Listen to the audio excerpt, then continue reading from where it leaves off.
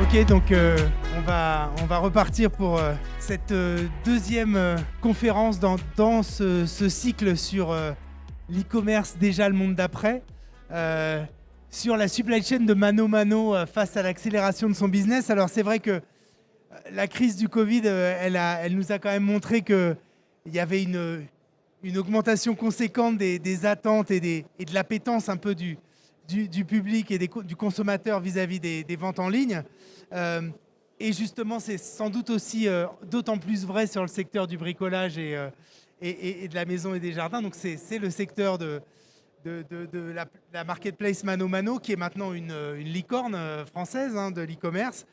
Et l'année dernière, son volume d'affaires a explosé. Enfin, Grégoire Hirtz, donc, qui est VP Delivery et Fulfillment de Mano Mano, va nous expliquer un petit peu comment la supply chain a évolué dans un contexte de très forte croissance et peut-être nous donner aussi quelques pistes sur justement sa vision de l'évolution de la supply chain dans ce monde. Est-ce qu'on peut le qualifier d'après ? On verra. Grégoire, c'est à vous. Et puis on passera aux questions-réponses par la suite. Merci. Tout d'abord, bonjour à tous. Peut-être pour me présenter rapidement, donc, je suis Grégoire Hirtz. Donc, je suis le VP Delivery and Fulfillment chez Mano Mano. Donc, je suis en charge de tous les entrepôts, le transport et globalement toute la logistique, les conseils qu'on peut donner à nos marchands également. Pour me présenter rapidement, donc j'ai une vingtaine d'années d'expérience plutôt dans les opérations et la supply chain. J'ai d'abord fait mes classes chez un équipementier automobile pendant 5 ans en opération et après supply chain. Après, j'ai fait 8 ans de conseil chez McKinsey, à nouveau sur des problématiques très opérationnelles et supply chain.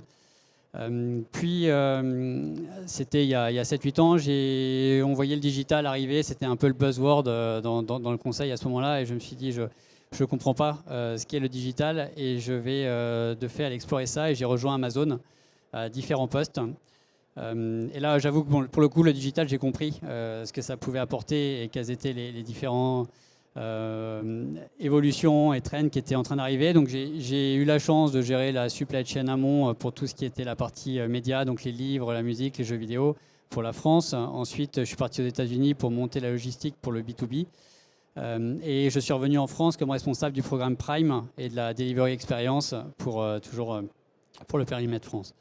Et fort de cette expérience, j'ai souhaité rejoindre des structures un peu plus petites. Donc j'ai fait une expérience ensuite dans une petite start-up dans laquelle j'ai monté un service de fulfillment qui a plutôt bien évolué, puisqu'on a multiplié par 5 ou 6 le chiffre d'affaires en 1 an et demi. C'est de cette façon que je me suis retrouvé chez Mano Mano pour recréer le même type de service qui permettent en fait d'aider les marchands de Mano Mano à offrir la meilleure expérience possible à leurs clients et ainsi booster davantage les ventes de Mano Mano. Alors, pour donner quelques mots sur Mano Mano, au-delà de la petite musique que je pense que vous avez tous entendu lors des pubs télé, donc Mano Mano, ça a été créé en 2013. On est maintenant leader européen, spécialiste du bricolage, de la maison, du jardinage. On a à peu près 870 personnes, mais avec le rythme de recrutement qu'on a, je suis sûr que je pense qu'on ne doit pas être très loin maintenant des 900-950. Ce chiffre date d'il y a 2 semaines. On fédère plus de 3600 marchands. Et une des spécificités de Mano Mano, c'est qu'on est une pure marketplace. On n'a pas d'activité de retail, on ne possède pas le stock, on n'achète pas le stock, on ne vend pas sous notre marque propre, on est vraiment une pure marketplace. Et ces 3600 marchands nous permettent d'offrir une des plus belles, voire la plus belle sélection d'articles sur ces catégories, parce qu'on a 10 millions de références qu'on distribue sur 6 marchés, en France, en Allemagne, au UK, Belgique, l'Italie et l'Espagne, qui nous permettent d'avoir environ 50 millions de visiteurs uniques par mois, 7 millions de clients actifs, et qui, à la fin, l'année dernière, notamment, nous ont permis d'atteindre un volume d'affaires sur la marketplace qui était de 1,2 milliard d'euros.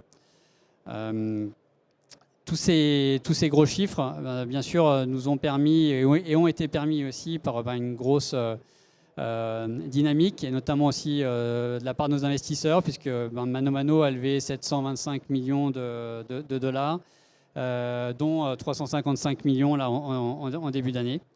Et c'est dans ce contexte-là qu'un des projets stratégiques de ManoMano est la partie logistique qu'on appelle Mano Fulfillment, qui consiste donc à offrir un service logistique qui permet aux marchands ou aux marques, aux manufactureurs qui n'ont pas de service logistique pour faire du e-commerce, pour le coup de devenir performants et ainsi de pouvoir développer leur activité sur notre plateforme. Alors, pour gérer toutes les attentes, je ne vais pas vous décrire la supply chain parfaite du e-commerce.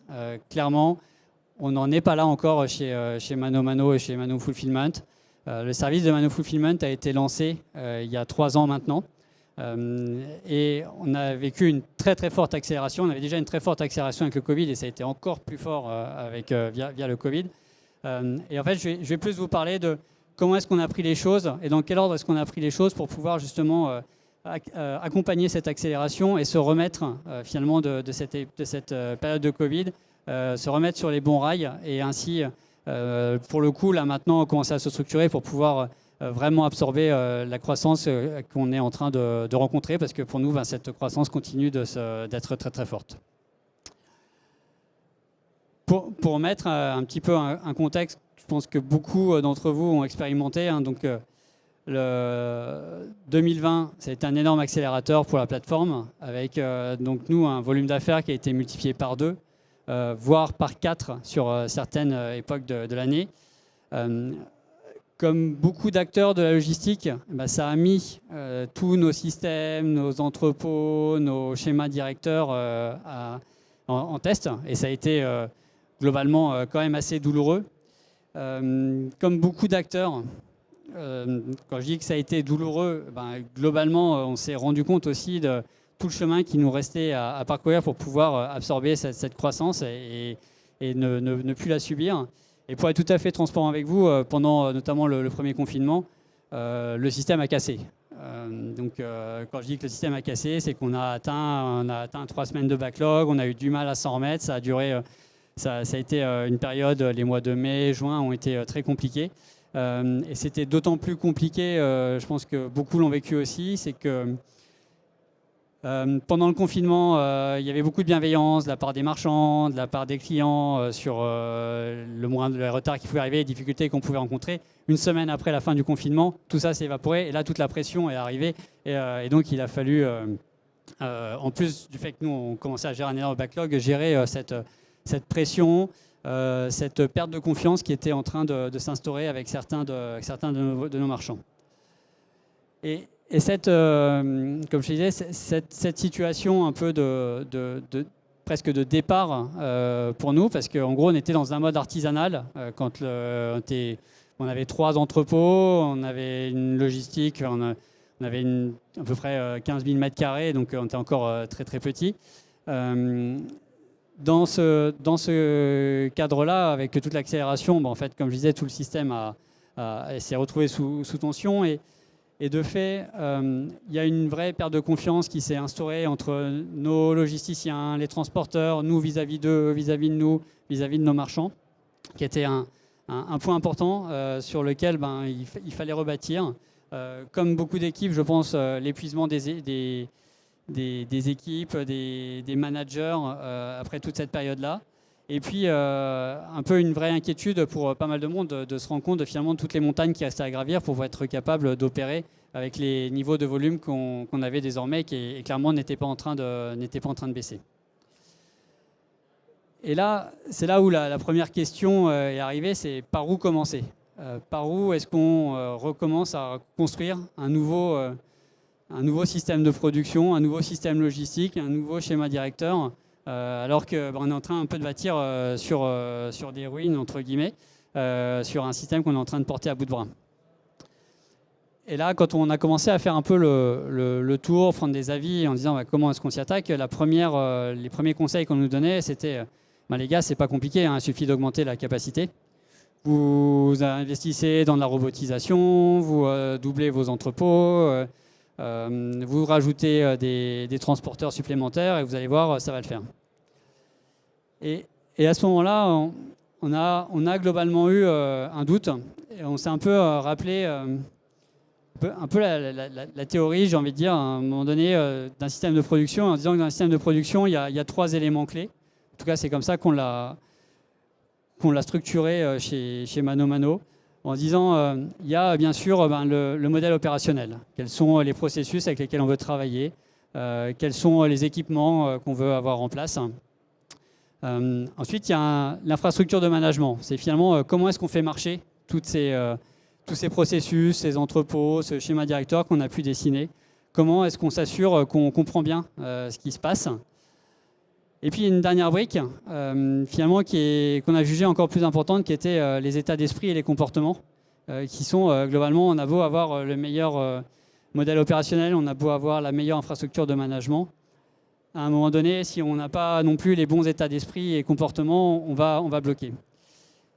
Et on a fait le choix, avant d'investir dans des nouveaux processus, avant d'investir dans la robotisation, avant d'investir dans des nouveaux entrepôts, plutôt de se concentrer sur les 2 autres dimensions et de remettre ces 2 dimensions-là au carré pour avoir les bases saines, pour avoir la bonne compréhension de notre activité et ainsi s'assurer que les investissements qu'on serait en train de faire seraient avec les plus rentables et avec le plus d'impact. Et donc, juste, Grégoire, là, ça c'était quand? C'était à l'été 2020? C'était quand cette réflexion Ça, c'est en novembre et décembre 2020. Après le deuxième confinement qui, en fait, nous a montré qu'on était toujours très, très fragile et qu'il était vraiment urgent d'évoluer. De fait, on est parti vraiment full speed sur ces dimensions-là. Et quand je dis full speed, c'est que vraiment toute la boîte, une grosse partie des ressources tech se sont mis derrière nous, derrière les entrepôts, derrière les opérations, pour pouvoir développer ces briques élémentaires et attaquer ces sujets, donc de l'infrastructure de management et des états d'esprit et comportements. Premier gros sujet, vous allez me dire c'est un peu la tarte à la crème, mais néanmoins c'était nécessaire, tout l'aspect des forecasts.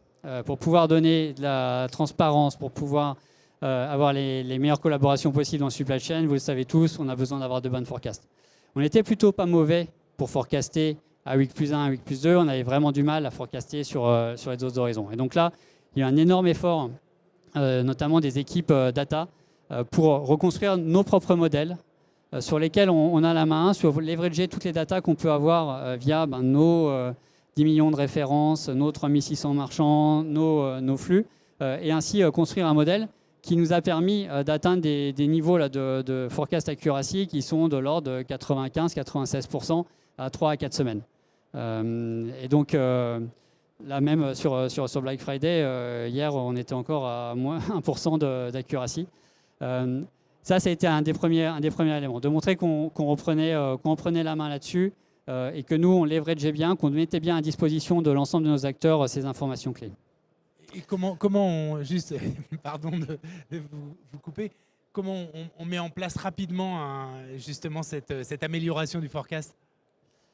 Là, on va pas se cacher. On a bossé dur dans le sens où on a pris tous ceux qui avaient l'expertise de modèles de forecast, que ce soit les anciens d'Amazon qu'on avait, les anciens de Cdiscount qu'on avait, tous ceux qui avaient travaillé justement dans la supply chain. On s'est tous mis grosso modo dans une salle et on a défini notre modèle en quasiment une semaine.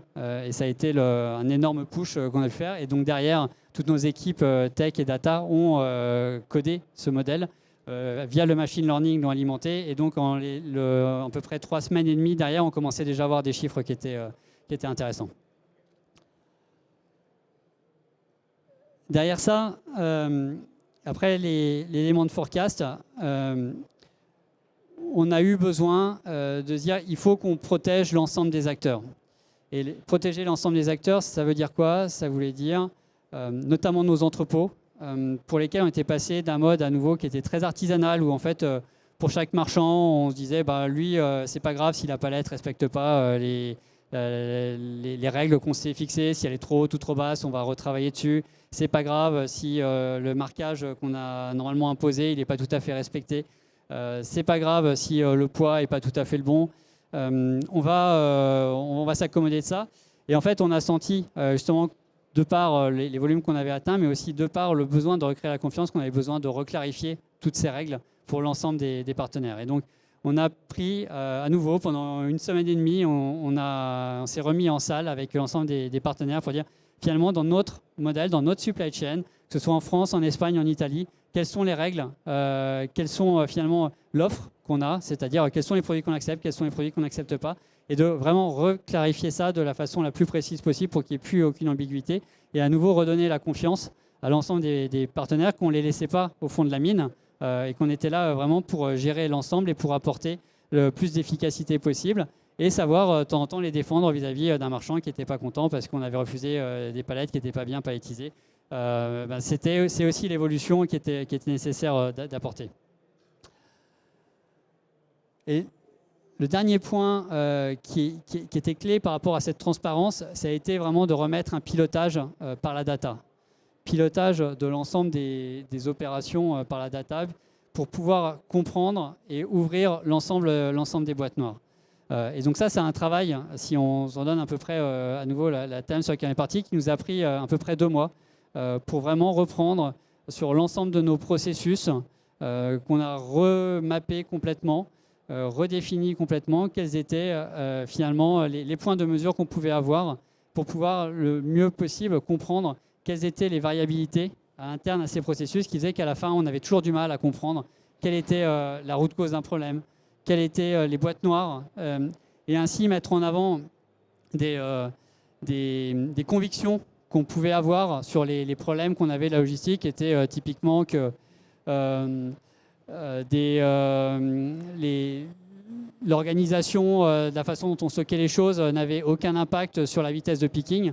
Et finalement de se rendre compte qu'on créait des vrais bouchons dans l'entrepôt et qu'on avait du mal à voir parce que l'entrepôt était quand même grand et que les gens étaient en train d'attendre les uns à côté des autres pour pouvoir récupérer des produits, qui avaient un peu des conflits de ce type-là et qui derrière faisaient qu'on voyait bien qu'on avait des pertes de productivité qu'on comprenait pas très bien, remettre progressivement les choses à plat et pouvoir prendre les bonnes décisions et aussi faire en sorte qu'on passait au-delà des excuses de ah ben non, on a une mauvaise productivité parce que le mix produit a changé, on a une mauvaise productivité parce que aujourd'hui, la forecast n'était pas tout à fait bonne. On a eu une mauvaise productivité parce qu'il y a un des chariots qui était manquant. Et donc, vraiment, s'assurer qu'on comprenne bien tout ce qui se passait, qu'on mette bien aussi également en place tous les éléments de discussion, de performance autour de la data. C'est-à-dire qu'on se parle vraiment tous les matins et qu'on se parle aussi à 10h et qu'on se parle aussi à midi, jusqu'à ce que progressivement notre performance s'améliore et ainsi que de plus en plus, à chaque fois, on aille gratter les petits grains de sable, d'une part, et d'autre part, qu'on commence à mieux comprendre les processus et se dire finalement, c'est où nos bottlenecks, c'est où est-ce qu'il faut qu'on mette de l'effort, où est-ce qu'il faut, pour le coup, qu'on investisse de l'argent. Ça, c'est la brique d'infrastructure de management. Et donc, pour résumer, ça nous a pris à peu près 2 à 3 mois pour pouvoir remettre ça au carré, commencer à avoir des premiers effets aussi. Derrière, il y a eu un vrai enjeu aussi qui a été de rechanger, de rebooster les équipes. Et c'est là où la partie d'état d'esprit et comportement est vraiment clé. On a eu un vrai syndrome, et je ne sais pas si d'autres l'ont senti, mais d'un peu du héros de la guerre qui fait un retour à la vie normale de nos équipes logistiques. C'est-à-dire que ils ont vécu une période, et j'ai vécu une période extrêmement intense pendant laquelle les volumes explosaient en permanence. On prenait 200 décisions par jour. On était un peu les rois, etc. Et puis, comme je disais, une fois que le confinement s'est terminé, il y a eu un peu un retour à business as usual. On a recommencé à se faire changer alors qu'on ne se faisait plus changer. Et donc, il y a eu à un moment donné faire le deuil de cette phase-là, et d'accepter que oui, c'était une période sur laquelle on s'était beaucoup amusé. On a beaucoup travaillé, mais on s'est beaucoup amusé. Mais que maintenant, il fallait évoluer, se remettre en question, échanger pas mal de choses qu'on avait définies d'habitude de travail qu'on avait. Et donc ça a été un vrai challenge également parce qu'on était à nouveau en période de confinement quand on a voulu adresser ça. Et donc recréer du lien, aller boire une bière avec tout le monde, etc. C'était un vrai challenge. Et on a fait ça en remote, alors avec beaucoup de cafés, d'anniversaires, etc. Et un peu, par moments, ça ressemblait un peu aux alcooliques anonymes, mais laisser les gens évacuer leur frustration, dire leur mot pour que on puisse passer à autre chose. Et c'est une phase, finalement, quand on est rentré dedans, j'étais un peu frustré aussi en me disant c'est pas possible, il faut qu'on change, il faut qu'on accélère, etc. Il faut que ça aille plus vite. Et à l'inverse, je suis très très heureux qu'on ait pris ce temps-là parce que vraiment on est reparti sur des basses scènes. On est reparti sur des basses scènes, bien sûr sur les équipes mano mano, mais aussi avec l'ensemble ou une grosse partie de nos partenaires. Parce qu'on a fait ça aussi avec une partie de nos transporteurs, avec nos logisticiens, avec les marchands aussi qui avaient beaucoup souffert. Et globalement, ça a permis de lancer, de créer un nouvel élan. Et le dernier élément qu'il a fallu rechanger, c'était aussi que c'était pas la logistique qui faisait la loi. Et typiquement, dans les états d'esprit qui s'étaient mis en place, c'était que c'était pas grave d'avoir des promesses à 5 ou 6 jours. On avait pendant le confinement, tout le monde acceptait d'avoir des promesses à 5 ou 6 jours. Et de se dire non, le e-commerce, c'est pas comme ça que ça se passe. Le e-commerce, c'est des promesses à 2 jours, c'est des promesses à 1 jour. Si possible, d'aller encore plus vite et de se remettre dans une dynamique à vraiment se challenger. On a vraiment beaucoup porté l'attention pendant toute cette période de Covid à protéger l'expérience des clients dans le sens où les promesses qu'on leur donnait, on voulait absolument les respecter. Maintenant, il était temps de repartir dans une phase un peu plus agressive et en se disant non, on va repasser d'un click to deliver qui était à peu près de 3,6 jours, 4 jours en décembre. Là, maintenant, on est retombé à 1,7 jours. Et de repartir dans une dynamique beaucoup plus conquérante. Et donc, c'est sûr, une fois qu'on avait adressé ces deux bases-là, et là on est en février-mars, qu'on a commencé à se dire, maintenant, on comprend mieux où sont nos bottlenecks. On a les bons états d'esprit et comportement pour changer les choses et on a les équipes qui vont être prêtes à faire la conduite du changement pour revoir les processus. Qu'on a vraiment commencé à réinvestir sur modifier en profondeur les différents processus, à mettre en place des nouvelles briques. Et donc là-dessus, on a commencé par bien tout restandardiser, les Kaizen avec les équipes, déployer beaucoup de workshops conjoints avec nos marchands, avec les logisticiens, pour pouvoir ensemble identifier les améliorations. Et ça nous a permis finalement d'arriver à les conclusions de quels étaient les derniers éléments qui nous manquaient pour pouvoir aller vraiment plus vite et pour le coup vraiment scaler à vitesse grand V. Et ce à quoi on est arrivé, c'était que, il fallait absolument qu'on ait accès à la raw data, aux data sources de l'ensemble de nos processus. C'était plus possible maintenant qu'on dépende de nombreux partenaires d'interface, qu'on n'arrive pas à harmoniser les KPI, etc. Et donc, c'est devenu un peu un élément dans tous nos appels d'offres qui est on veut avoir accès à la data source. C'est une requête. Et sur lesquels on ne transige pas pour qu'on puisse, nous, derrière, vraiment monitorer ce qui se passe. Vis-à-vis de quels partenaires? Des transporteurs notamment, mais qui d'autres? Transporteurs, logisticiens, mais y compris sur certains éléments avec nos marchands. Savoir à quel moment ils nous envoient les produits. Donc vraiment de s'intégrer sur l'ensemble de la chaîne.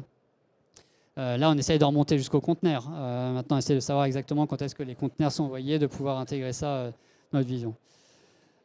Ensuite, clairement, on s'est dit il faut qu'on change notre position. On ne peut plus être un peu sur la position du passager avec nos logisticiens, avec nos transporteurs.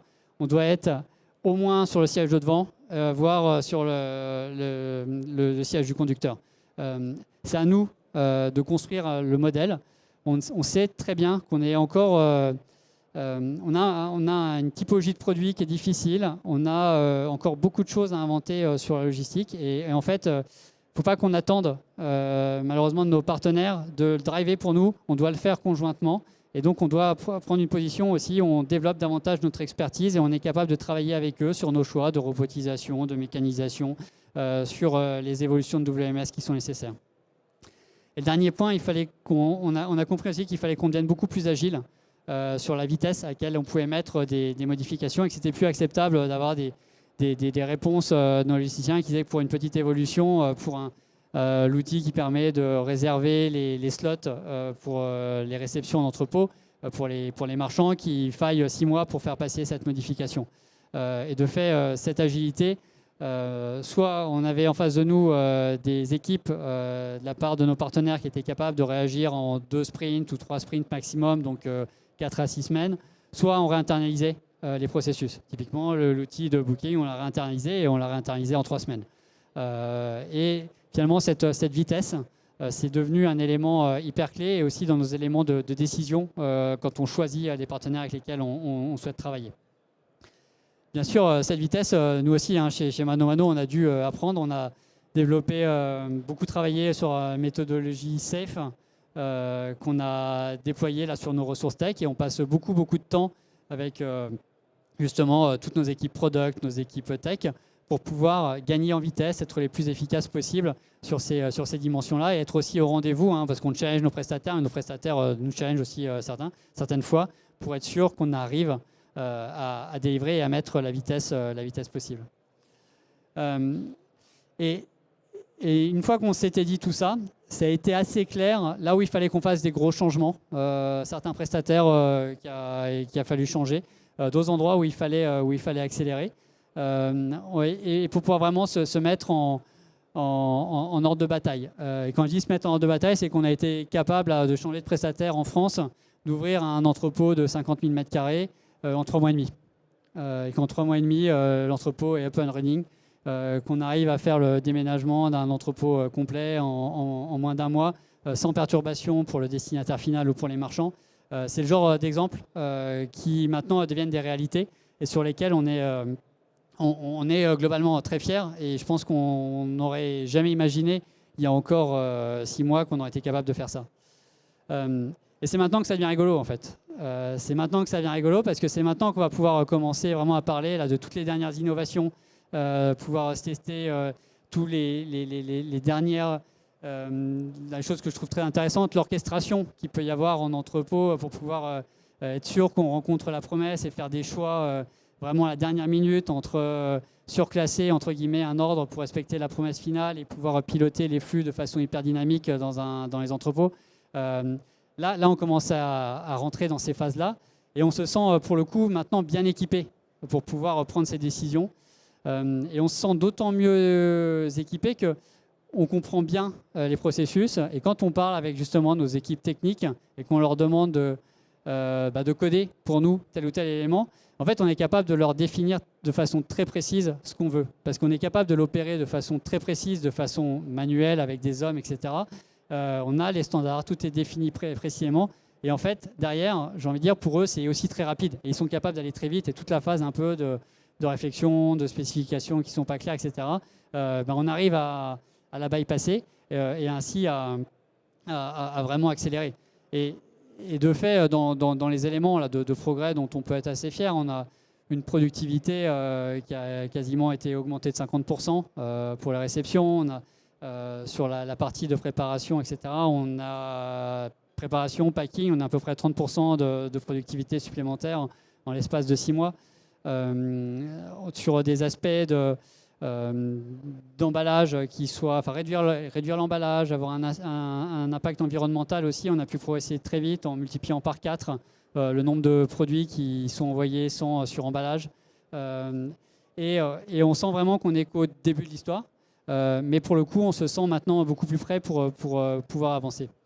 Juste, Grégoire, juste une question. C'est toujours, par exemple, via un prestataire, mais c'est vous qui pilotez quand même, parce que là, vous évoquez ça en disant que vous avez le contrôle des priorisations, des commandes, etc. Donc ça veut dire que c'est comment vous gérez ça avec le prestataire ?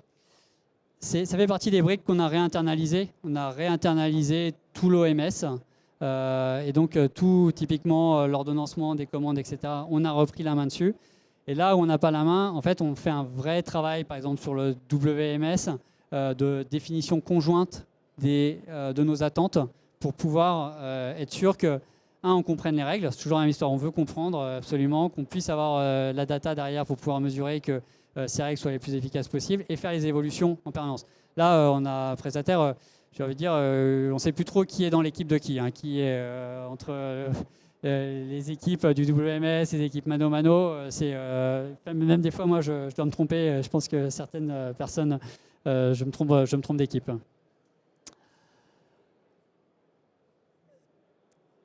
Dernier point, je pense dans notre aventure maintenant, on cherche à anticiper. Je disais, donc il y a plein de choses qu'on est en train d'explorer, on est en train d'avancer, mais il y a un vrai enjeu sur l'anticipation. Et l'anticipation, pour nous, chez ManoMano, elle passe aussi beaucoup par anticiper sur l'humain. On fait un gros travail là pour faire grandir les équipes. Et faire grandir les équipes, ça veut dire quoi concrètement?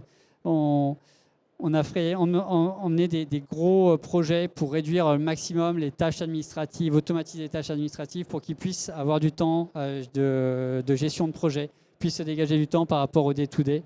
Ainsi, on a réduit quasiment de 30% les tâches administratives qu'ils pouvaient avoir. On fait beaucoup de formations pour développer les compétences tech, ce qu'on appelle nous la data fluency, être capable vraiment de faire des analyses, identifier qu'est-ce qui est statistiquement significatif, qu'est-ce qui ne l'est pas, quels sont les effets. Je commence à avoir des gens qui me font des simulations Monte Carlo pour identifier les différents risques et ainsi mettre en avant certains aspects. Et derrière, on fait un gros travail aussi avec nos prestataires pour être sûr que eux aussi, ils scalent dans cette direction-là, parce que c'est pas la même chose de manager un entrepôt de 50, 100 personnes ou un entrepôt de 400 personnes. Et là, c'est pareil, on développe des programmes en commun.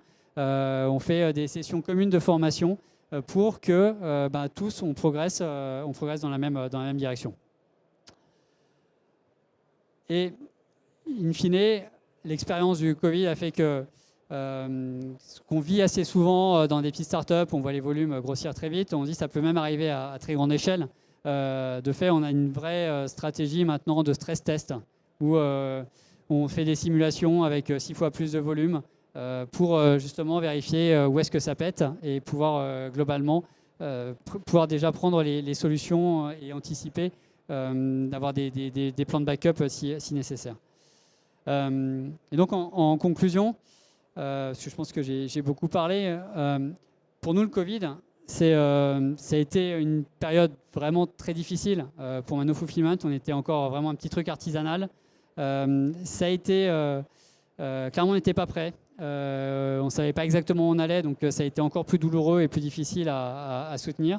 Mais ça a été aussi vraiment le moment de remettre tout à plat et de remettre les basiques qui ont permis là maintenant d'avoir l'accélération et de faire en sorte que on est prêt. Et quand mes boss viennent me voir en me disant Grégoire, là sur tes volumes, normalement c'est x3, x4 l'année prochaine, t'es confiant, je réponds plutôt avec un grand sourire. Je pense que ça n'aurait été pas le cas il y a un an. Voilà. Merci beaucoup Grégoire.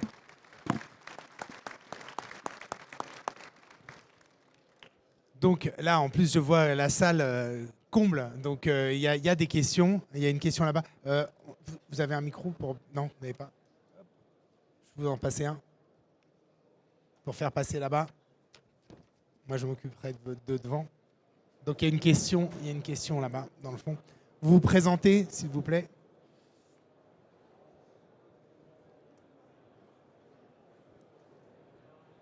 Xavier Personic, donc je travaille dans le transport international, mais ma question n'a pas à voir avec ça.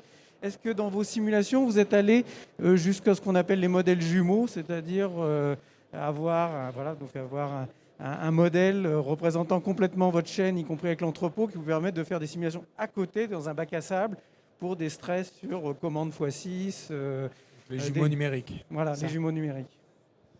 Alors, je ne suis pas sûr d'avoir tout bien entendu parce qu'il y a pas mal de bruit, mais si je résume juste la question, c'est est-ce qu'on a utilisé les modèles jumeaux pour pouvoir anticiper les risques de nos schémas directeurs? Ouais. C'est ça, ouais. Alors, non, on n'est pas passé par ces modèles-là pour être tout à fait transparent. Ça fait partie un peu des briques, notamment justement sur ce transport international, les cross-border et la complexification des flux de transport sur lesquels qui font partie des priorités de ManoMano pour l'année à venir. Je pense que vous avez pu le voir dans la presse, les priorités sont l'expansion internationale, donc Mano Fulfillment et le développement sur le B2B sont nos 3 grandes priorités. Et donc, dans ce cadre-là, c'est un des gros axes de 2022. Une autre question. Moi j'avais une question, parce que c'est tout à votre honneur. de dire on aurait pu très bien se lancer dans l'automatisation à tout va ou d'augmenter les capacités, mais on a préféré déjà mettre à plat un certain nombre de choses, et notamment sur la partie humaine et organisationnelle. Maintenant que vous avez fait ça, est-ce qu'en termes là d'automatisation, de mécanisation, vous avez déjà commencé à mettre des choses en place ou vous envisagez pour justement suivre un peu l'augmentation des volumes qui se poursuit? Donc la réponse est oui. Mais on va le faire par étapes. Et pourquoi on va le faire par étapes? À nouveau, ça revient au point de... On veut être sûr que quand on automatise quelque chose, on maîtrise le process d'une façon, d'un point de vue manuel.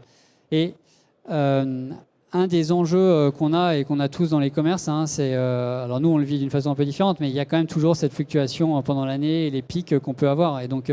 globalement, quand on fait le choix de mécanisation ou d'automatisation, il y a est-ce que l'outil que je suis en train de créer va me permettre d'absorber les pics et d'être suffisamment chargé toute l'année pour que ce soit rentable. Et donc ça, c'est un vrai challenge pour ceux qui sont avec des croissances que de 10-20%. C'est un challenge un peu similaire pour ceux qui sont avec des croissances de x2, x3. Pourquoi? Parce qu'il faut juste qu'on soit sûr que ce qu'on va construire à un moment donné ne va pas nous bloquer dans notre croissance future. Et de fait, on a une approche, alors je ne sais pas si ça va marcher, mais c'est en tout cas la façon dont on y réfléchit, qui est par seuil. Et on essaye à chaque fois de se définir c'est quoi le seuil au-delà duquel on pense qu'on aura rempli suffisamment pour pouvoir justifier cette solution d'automatisation, de mécanisation. Mais tout en gardant derrière la flexibilité de l'humain. Et on est, de par la grande largeur de mix produits qu'on peut avoir à traiter, on a besoin de garder de la flexibilité. On n'a pas encore trouvé le modèle parfait d'entrepôt. On ne sait pas encore si dans le futur, on va avoir un entrepôt que pour les petits produits et que pour les gros, ou si on continue d'avoir tout mergé. Ça, c'est encore des questions qui sont ouvertes. Mais toujours est-il que on va le faire, on sait qu'on va aller dans cette direction-là. Dès qu'on va automatiser, l'outil sera chargé à 80 ou 90% pour assurer la rentabilité. Et donc, c'est ces seuils-là maintenant qu'on doit déterminer, sur lesquels, pour les déterminer, concrètement, à nouveau, je reviens à cette fameuse data, de vérifier les fluctuations, comment le mix produit commence à se stabiliser et quelle est finalement la cellule type qu'on imagine, qu'on pourrait dupliquer après à l'infini et qui nous permettrait d'être les plus efficaces possibles. Et là, on est un peu à la croisée des chemins. Donc sur les éléments de mécanisation, on avance assez vite sur tout ce qui est plutôt la fin du flux, qui sont un peu des no-brainers, donc tous les éléments de sorteurs pour pouvoir derrière éventuellement faire l'injection directe avec nos transporteurs, trier sur un maximum de destinations. Sur la partie un peu plus amont du picking, on est encore un petit peu en train de se chercher, mais clairement c'est sur nos roadmaps et à nouveau on essaie de le faire avec la vision du meilleur ROI possible pour ManoMano et la meilleure flexibilité possible pour absorber notre croissance. Est-ce qu'il y a une autre question? On a encore un peu de temps. Moi, j'ai aussi une question sur les échanges de données, parce que tout à l'heure, vous aviez dit, finalement, on a besoin aussi d'avoir une visibilité sur des données de nos fournisseurs, de nos transporteurs, de nos logisticiens. Est-ce qu'en échange, eux aussi, j'imagine qu'il y a une demande vis-à-vis des marketplaces de la part des marchands, par exemple, d'avoir un certain nombre de données, de comportement des consommateurs, etc. Vous êtes prêts à justement leur fournir ce type de données et ça peut même être une marque de différenciation par rapport à d'autres marketplaces. Est-ce qu'il y a une stratégie dans la donnée vis-à-vis presque d'un avantage concurrentiel par rapport à d'autres? Derrière votre question, moi je vois deux types de données différentes.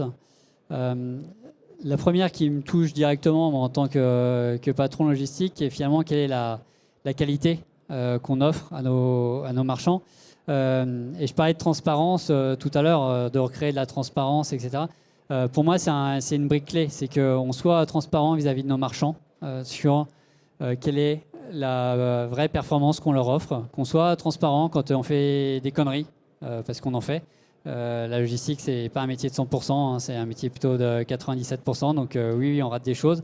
Et leur montrer qu'on veut être proactif, etc. Et donc ça, sur toute cette dimension-là, pour nous, c'est un axe de développement hyper important, c'est d'ouvrir davantage nos éléments. Donc partager presque par order quel a été le click to deliver, quel a été le click to promise, pour leur permettre eux aussi de voir qu'ils ont en face quelque chose de solide, la compréhension dont je parlais tout à l'heure, leur offrir aussi, et puis qu'on puisse mutuellement s'éduquer. Après, il y a une deuxième brique qui est aussi très intéressante, c'est comment est-ce qu'ils peuvent booster leur business. Et donc, comment est-ce qu'à un moment donné, on partage ou on monétise ces informations. Là-dessus, ça ne m'appartient pas complètement, c'est pas non plus dans mon scope, mais oui, c'est un enjeu. Comment est-ce qu'on le fait derrière? Comment est-ce qu'on le monétise, on ne monétise pas? Comment est-ce on se différencie par rapport à ça? Ça fait partie, je pense, des très bonnes questions auxquelles ManoMano est en train de répondre, en train de tester pas mal de choses et sur lesquelles la réponse parfaite ne va pas être oui, non, elle va être sûrement entre les deux et sur lesquelles pas mal de projets sont actuellement en cours pour justement trouver quelle bonne granularité, jusqu'où on va, jusqu'à quel type de recommandations on peut faire pour aider nos marchands globalement à maximiser leurs ventes, parce qu'à nouveau, nous, on n'est qu'une marketplace, donc le but, c'est que nos marchands aient le plus gros volume et soient le plus satisfaits de nous confier leurs produits, de nous confier leurs ventes. Dans les forecasts que vous avez améliorés l'année dernière, enfin en fin d'année dernière, c'est ça, les marchands en ont bénéficié, c'est-à-dire vous leur faites partager un certain nombre d'informations qui leur sont utiles. Ouais, les résultats de nos algos en fait sont partagés directement avec les marchands par grande catégorie de produits. Pour certains au SKU. Alors pourquoi je dis pour certains et pas pour tous? Parce qu'en fait, quand il y a des nouveaux SKU, en fait, le risque est toujours un petit peu plus important et on ne veut pas les induire en erreur. Mais ça, oui, donc il y a des outils de smart replenishment, notamment pour les guider et leur permettre, leur dire, voilà, par rapport aux ventes que vous allez avoir, concrètement, vous voudriez nous envoyer tel volume de produits. Pour à la fois, nous, optimiser le volume qu'on a stocké, optimiser les ventes, le taux de rotation, et faire en sorte qu'on soit tous gagnants à la fin. Ça, c'est un service que vous leur proposez ou c'est ça fait partie du package. Okay. Est-ce qu'on a une dernière question? Il reste 1 minute. On peut encore répondre. Là, je pense que vous pouvez en profiter quand même, Grégoire. Là, en plus, c'est la veille du Black Friday. Il est là devant nous. On peut, voilà. Ah, monsieur, toujours. Vous récidivez. Je vais revenir du coup au transport international. Je suppose qu'en sourcing, vous avez quand même pas mal de sourcing longue distance. Donc du coup, comme vous ne faites pas de stock, le lead time entre la mise à disposition de la marchandise loin et votre client est important. Aujourd'hui, on observe avec tout ce qui se passe dans le transport international des événements. Est-ce que pour vous, il y a des pistes pour, avant l'order booking, aller traquer des événements qui peuvent permettre de trouver statistiquement des informations sur les ETA qui vont vous permettre de faire de la promesse client? Est-ce que c'est un truc dans lequel vous bossez, vous pensez y mettre du jus? Oui, c'est la vision, et certains acteurs savent déjà le faire, hein, mais la vision est toujours est-ce qu'on peut anticiper un peu notre réception de produits et anticiper le stock qu'on affiche ou le futur stock qu'on va avoir pour pouvoir déjà déclencher les ventes, hein, parce que on le sait tous, hein, pour pouvoir avoir le mieux taux de conversion, il faut que le produit soit en stock, il faut que la promesse soit bonne, il faut que le prix soit compétitif. Donc la promesse, on travaille tous dessus. Le prix, là, c'est une certaine compétition. Effectivement, le niveau de stock est clé. Maintenant, ça reste, à nouveau, c'est là où le travail statistique devient hyper intéressant, parce que quelle est la part de risque qu'on est prêt à prendre? Quelle est la part de risque sur les douaniers au Havre? Ils ont retenu le conteneur un jour de plus et donc du coup je suis en stock un jour plus tard. Et donc comment est-ce qu'on modélise ça? Ce qui est sûr, c'est qu'on ne transigera pas sur l'expérience du destinataire final. On ne veut pas, chez ManoMano, pour nous c'est extrêmement important, on ne veut pas faire de fausses promesses. Et donc, tout ce qu'on construira nous permettra de garantir l'expérience du destinataire final. Et donc, ces outils, ces approches qu'on trouve hyper intéressantes et qu'on est effectivement en train d'étudier, surtout dans le contexte actuel, je pense que c'est un bon... on a beaucoup de choses à apprendre, qu'on est en train de découvrir, qu'on n'avait pas forcément non plus anticipé, mais qu'il faut qu'on digère et qu'on s'approprie pour pouvoir construire derrière nos modèles qui permettraient effectivement d'anticiper les réceptions, d'anticiper le stock. Ok, bon, il y avait une toute petite question, c'est ça? Non, j'ai vu votre main se lever. Bon, la dernière des dernières.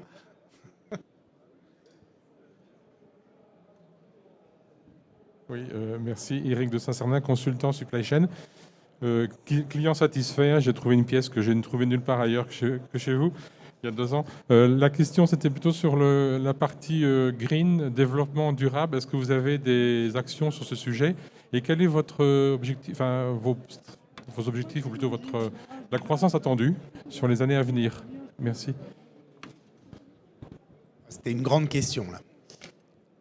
Alors, sur le green, c'est un vrai sujet clé. C'est un des points les plus importants pour nos fondateurs. Et typiquement, Christian Hesson, qui était à l'entrepôt vendredi, je pense qu'on a parlé à 80% de green. Maintenant, il y a beaucoup de projets qui sont en cours. Et je ne vais pas vous faire toute la liste. Je pense qu'on laissera exactement. Et il y a de futures communications qui permettront de détailler davantage. Maintenant, sur les perspectives de croissance, j'ai envie de dire, ouais, on a tout ce qu'il faut là. Donc, globalement, je pense qu'on a l'offre, on a les marchands. Même si on voit encore plein d'opportunités, on a le B2B qui est extrêmement porteur. Donc là, à nouveau, je ne vais pas partager de chiffres. Parce que voilà, ça reste quand même de certaine façon un peu confidentiel, mais la dynamique reste très très bonne sur notre secteur. Merci encore Grégoire, et puis merci d'avoir prouvé aussi que vous pouviez faire quelque chose de passionnant sans avoir un monceau de slides. Donc franchement, tout le monde était suspendu à vos lèvres. Merci encore.